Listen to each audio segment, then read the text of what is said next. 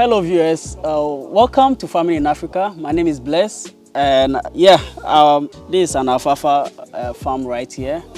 But no, today we are not talking about alfalfa. We are still at Ace Rabbit Farms, and we are going to talk about the mistakes that they have made as rabbit farmers, so that you don't repeat the same mistakes. As Fred always says, we have to always learn from our mistakes, not to repeat the same thing that some farmers or us farmers have made.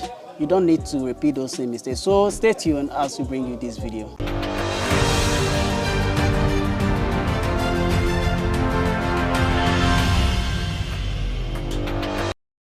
Okay, so hello Mr. Clement, and we are happy to be here. In this video we are talking about the mistakes of rabbit farming, and since you've been doing this, Ace Rabbit Farms, you've been doing this for over 3 years now. So we would like you to take us through some of the mistakes that you have made, or generally people make about rabbit farming, and then how to avoid those mistakes. Thank you. Well, I would highlight on mistakes that a lot of farmers do when it comes to rabbit farming. Yes, of course. Somebody who has the experience, as we call it, the coach or the mentor. Yeah. Beginners don't consult. Yeah. That is the first mistake they do. We have the size of the cage, the space they need, and then the materials to use in building the cages. Okay. And as well as, the feeding comes as the cage is done. Yeah. It comes to feeding, taking care.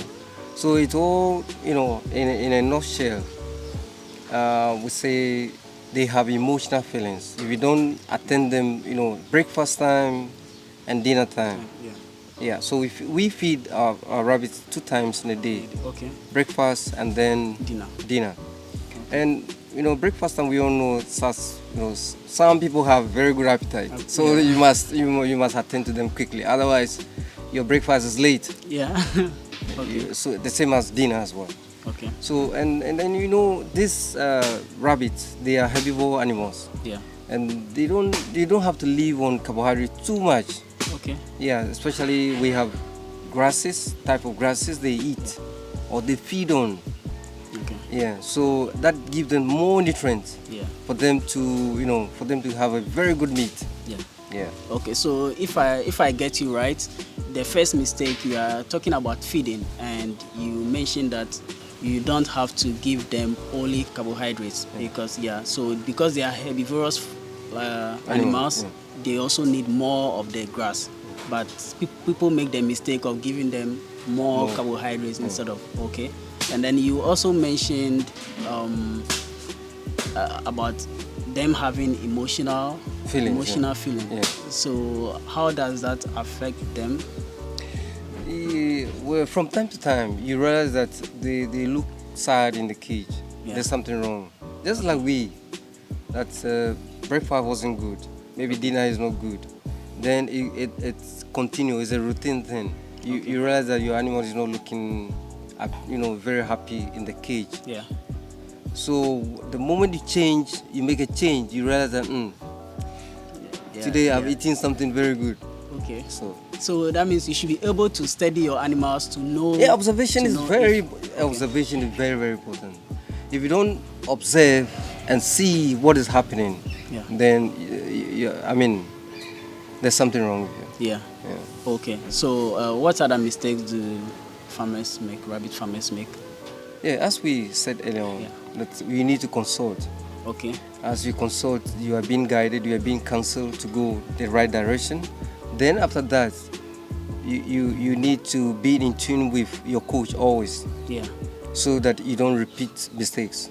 Okay. Yeah. Yeah. Okay. So another mistake is that people don't learn, and before starting a rabbit farm, you need to consult and get a mentor who is going to now teach you how to start a rabbit farm. Hi there, thank you so much for choosing to watch this video and welcome to Farming in Africa. Our journey or mission here is to change the narrative or how farming is done in Africa. And we're doing so not just by showing you what we practice, but also bringing tools and equipment, right seeds, even the right breeds into Africa. And that's why we've started our Farming in Africa AgroStore in Achimota to be able to make available some of the tools, equipment, seeds, and different things that we use here at our farm that we are exhibiting. So if you haven't visited our store, we invite you to come to the Achimota DVLA. Right opposite there, you will find our store, Farming in Africa AgroStore. I hope to see you there and enjoy the rest of the video.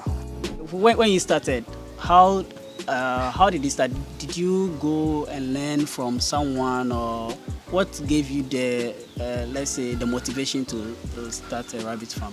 You know, we started from when we were very young, Okay. in those days, but I wouldn't say that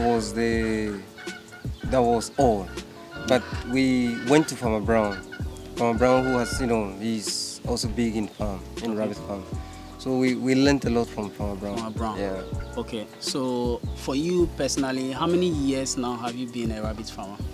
Yeah, nearly 3 years. 3 years. 3 years. Yeah. Okay. But okay. when we add the infancy to it, I think it's more than that. Okay. When we were young, we were doing rabbit farming. Okay. So you've been doing rabbit farm When we were very young. you were young. Very young, yeah. And then, but professionally, this farm started 3 years. 3 years now. ago, yeah. Okay. Then, so how has the experience been for you in the past years? Very good, very good. As I said, observation is a key point of the farm. Yeah. Observation. As early morning you come, you observe what is going on. Are they happy? Are they, is something wrong? Something wrong? Then one of them or some of them will speak to you. Yeah. Yeah. Okay. And then, how about the market? Do people make certain mistakes when finding the market for it? How do you find the right market for your rabbit? The right market is through publicity. Publicity, and then tell a friend to tell a friend. Yeah. Usually, it's the market goes tell a friend to tell a friend. So somebody, a farmer comes to purchase, then he will spread your news that there are very good breed rabbits here in this farm or in this area. Yeah. Yeah. Okay. So let's say in Ghana here, do you have like an association? Yes, we do. We do farmers? rabbit farming association. Okay. Yeah, we have. So, and how does it? It's good. It's good. That is, we spread the news. Okay. Yeah. There's a farm here who has very good breeds. There's a farm here who has that, who knows much. Very clean farm. Yeah, that kind of thing. The message goes. Okay. Let's talk a bit more about getting the right feed, right, for the rabbits. Yeah. I saw you in the garden. I saw that you have your alfalfa there. You have your brachyria and then other grasses that you have there. So how, like, comparing that to other farms, because it's not all rabbit farmers that do that. I think I saw somewhere where people were using maize and wheat brown. Yeah, and all that. So how is that going? Like, you being able to grow your own feed and feeding it to your rabbits. How has that been, and what advantage will you say that has for you over other rabbit farmers? Oh, the advantage is, it's very unique. It gives us good impact. The rabbits are looking very well, looking very healthy. When we add those grasses to their feed. Okay, so we add it to the feed. Do you see the difference? Just let's say when you start giving them these grasses and compared to the other feed, do you immediately see the difference? Yes, very, very clear. Okay. So what alternative feeding method do you guys use? Oh, it's just a normal method. Like one is to, some people say 1 kg to 3 kg of, ratio wheat brown and layer mash. Okay. Yeah. And then, so you mentioned about their feed, giving them breakfast and dinner. what about water? How do they get water? Okay, we have a reservoir that there's constant water for them supply. Okay, so do you have, let's say, a place where you fill water, they go and drink, or they in building the cage? How do they get their water? Well, as I explained earlier on, we have a big tank. Yeah. That we connect the Akosombo direct to it. Oh, okay. Yeah. Okay. So So that's there's a the water Ghana water. reserve. Yeah, the Ghana water. Oh, There's okay. a reserve water for them. Okay. Yeah.